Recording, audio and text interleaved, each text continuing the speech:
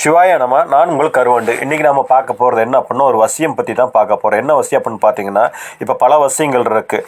தொழில் வசியம், ஜனவசியம், பணவசியம், தெய்வ வசியம் அப்படின்னு சொல்லிட்டு தேவையில்லாத வசியங்கள் வந்து நிறைய பில்லி சூனியத்தில் கூட நிறைய இருக்குங்க. ஆனால் அதை பற்றி அதில் வந்து ஒன்று பண விஷயம். இதாவது இது நல்லதுக்கு மட்டுமே பயன்படுத்தக்கூடிய ஒரு பண விஷயம். இது தெய்வத்துக்கு மட்டுமே உகந்த ஒரு பண விஷயம் அப்படின்னு கூட சொல்லலாங்க. இதுக்கு நம்மளுக்கு தேவைப்படுறது என்ன அப்படின்னு பார்த்தீங்க அப்படின்னா, செம்பருத்தி பூ. அதாவது ஓரிதழ் செம்பருத்தின்னு சொல்லுங்கள், ஒத்த மடல் செம்பருத்தி, அதாவது 5 மடலோட வந்து செம்பருத்தி, அதாவது சாமிக்கு வைக்கிற செம்பருத்தி வந்து ரெட் கலர் செம்பருத்தி இருக்குங்க. ரெட் கலர் மட்டும் இல்லை, அது பல வண்ண கலர் இருக்கும். அது எந்த கலராக இருந்தாலும் அதுக்கு சென்டரில் ஒரு காம்பு மாதிரி வந்து அதில் வந்து மகரந்தம் அப்படின்னு ஒன்று இருக்கும். அந்த மகரந்தம் வந்து தேன் பூச்சியெல்லாம் உட்காந்துன்னா வேஸ்ட் ஆகிருக்கும். அதனால் காலையில் நேரத்தில் எந்திரிச்சு பூ விரிஞ்சதுமே அந்த மகரத்தை வந்து லேசாக கையில் வந்து தேய்ச்சிங்க அப்படின்னா, ரொம்ப தைக்கூடாங்க, லேசாக தட்டினீங்க அப்படின்னா அந்த மகரந்தம் வருங்க. அதை முடிஞ்ச அளவுக்கு உங்களால் எந்த அளவுக்கு சேர்க்க முடியுமோ அந்த அளவுக்கு சேர்த்துக்குங்க. சேர்த்துட்டு பூஜை ரூம் கடையில் போய், அதாவது பூஜை பொருளெல்லாம் விற்பாங்க இல்லைங்களா, அந்த கடையில் போய் அரகஜா அப்படின்னு கேட்டு பாருங்கள். அந்த அரகஜாவுக்கு உண்டான ஒரு மை வந்து தருவாங்க.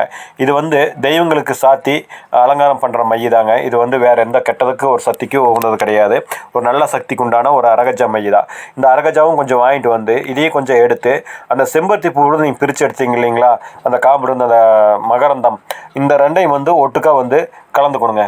கலந்துக்கிட்டு செவ்வாய் அல்லது வெள்ளிக்கிழமையில் குளிகை நேரத்தில் வந்து இதை உங்களுக்கு குலதெய்வத்துக்கிட்ட வச்சுக்க ஒரு கற்பூர சந்தனம் குச்சி பற்ற வச்சு சாமி கும்பிட்டுங்க. அதாவது குலதெய்வம் அருள் இருந்தால் மட்டுமே வேறு எந்த தெய்வத்தோட அருளும் நம்மளுக்கு கிடைக்குங்க. குலதெய்வம் அருள் இல்லை அப்படின்னா வேறு எந்த தெய்வத்துக்கிட்ட போய் நீங்கள் மண்டி போட்டு விழுந்தாலும் அவங்களோட வாக்கோ ஒரு உத்தரவாதமோ ஒரு அருளோ கிடைக்காது. அதனால் முடிஞ்ச அளவுக்கு முதல்ல குலதெய்வத்தை கும்பிட்டுங்க. குலதெய்வத்தை கும்பிட்டுட்டு மகாலட்சுமி தாயார் வந்து நல்லா வேண்டிக்குங்க. எனக்கு வந்து பொன் பொருள் சேர்த்து கொடுக்கணும், தனபாக்கியம் சேர்த்து கொடுக்கணும், எந்த கஷ்டம் வந்தாலும் அது விலகி எங்களுக்கு வந்து கையிருப்பு வந்து சேரணும் அப்படின்னு சொல்லிட்டு நீங்கள் வேண்டிட்டு அதுக்கு ஒரு சந்தன குச்சி கற்பூரம் பற்ற வச்சு சாமி கும்பிட்டு நீங்கள் எடுத்து வச்சுக்கோங்க.